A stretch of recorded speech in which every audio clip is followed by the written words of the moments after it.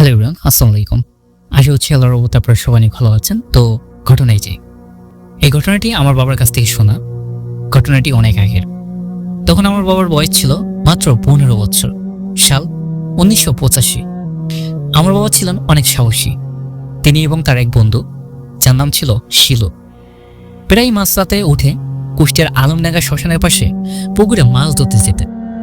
কোনোদিন তেমন কোনো কিছু ঘটতো না, কিন্তু একদিন তারা শ্মশানে যাওয়ার পর এক বৃদ্ধ মহিলা তাদেরকে মাছ ধরতে নিষেধ করলেন। কারণ জিজ্ঞাসা করলে তিনি কিছুই বললেন না।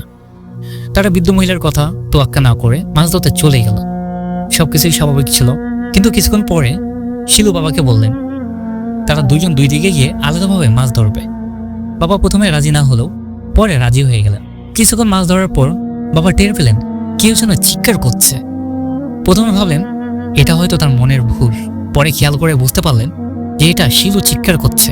তিনি দৌড়ে গিয়ে সেখানে গিয়ে দেখলেন যে শিলু পানিতে ডুবে যাচ্ছে। কিন্তু বাবা জানতেন যে শিলু সাঁতার কাটতে পারে, তাও কিভাবে ডুবে যাচ্ছে।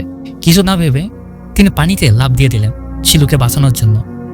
কিন্তু শিলুকে টেনে উপরে তোলা যাচ্ছিল না। মনে হচ্ছিল কেউ ওর পা ধরে টেনে নিয়ে যাচ্ছে।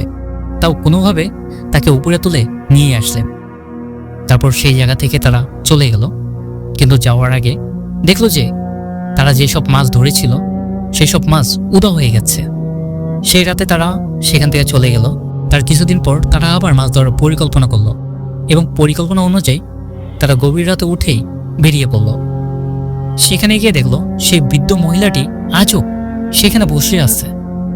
আজকেও সেই বৃদ্ধ মহিলাটি শ্মশানে যেতে নিষেধ করলেন, কিন্তু তারা আজও তার কথা মানল না।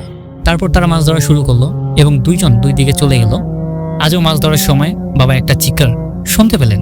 চিৎকার শুনে বাবা শিলুর কাছে ছুটে গেলেন এবং গিয়ে দেখলেন শিলু অজ্ঞান হয়ে মাটিতে পড়ে আছে। বাবা শিলুর মুখে পানি দেওয়ার কিছুক্ষণ পরে শিলুর জ্ঞান ফিরে এলো। সে বাবাকে বলল যে এই জায়গা থেকে যত দ্রুত সম্ভব বাড়িতে যেতে হবে।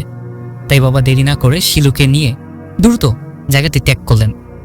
পরে শিলু খুলে বলল কেন সে অজ্ঞান হয়ে গিয়েছিল। শিলু যখন একবার জাল ফেলে মাছ উঠিয়েছিল, তখনই সেই বৃদ্ধ মহিলাটি সেখানে এসে মাছ চেয়েছিল। কিন্তু শিলু মাছ না দেওয়ায় বৃদ্ধ মহিলাটি রাগ করে চলে যায়, আর যাওয়ার আগে কি যেন বলে যায় যা শিলু শুনতে পায়নি, কিন্তু মুখ লচ্ছিল।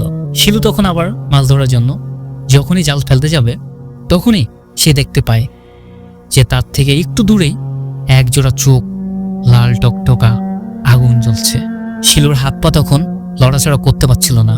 আস্তে আস্তে সেই চোখ দুটো তার কাছে আসে এবং দেখা যায় সেটা এক ভয়ঙ্কর মহিলার চেহারা, যার চেহারার মাংসগুলো যেন আগুনে জ্বলছে গেছে এবং মাংসগুলো ঝুলে আছে। চোখ দুটো অনেক বড় বড়। সে নাকি শিলুকে একটা থাপ্পড় মারে, যার ফলে শিলু চিৎকার করে বেহুশ হয়ে যায়। তার পরের দিন শিলুর প্রচণ্ড গায়ে জ্বর আসে। এর এক সপ্তাহ পর শিলু মারা যায়। তারপর আশ্চর্যজনকভাবে শিলু এক রাতে বাবাকে স্বপ্নে বলেছিল ওই শ্মশানে আর না যেতে। তার কথা মতো বাবা আর ওই শ্মশানে কখনো যায়নি। পরবর্তীতে আর কোনো সমস্যা হয়নি এই সম্পর্কে। এটি একটি সম্পূর্ণ সত্যি ঘটনা। গাইস, বিশ্বাস করা বা না করা সম্পূর্ণ আপনার ব্যাপার। আর আজকের ঘটনাটি পাঠিয়েছেন মোহাম্মদ সিফাত। তার ঘটনাটি আপনাদের কেমন লাগলো অবশ্যই কমেন্টে জানাবেন। আর দেখা হচ্ছে আপনাদের সাথে সুন্দর একটি নতুন ঘটনায়। আল্লাহ হাফিজ।